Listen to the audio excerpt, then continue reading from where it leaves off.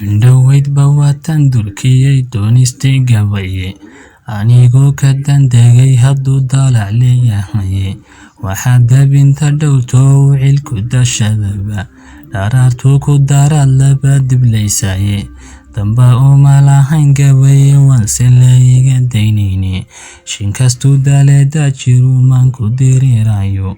danahayga kuma raadsade wadan gudkaniye kuwa ducaanaye suuxadudan ku bararaye kuma doorsadeen tixahan dunya lacageede mana daaqo kaygani cidliyo meelaan loo dayine digri weeyi kan sheegaya sida durustiye madaydaro higadiisa oo waan ku dararaye daliil baan ka reeba murtida daayina bidkaye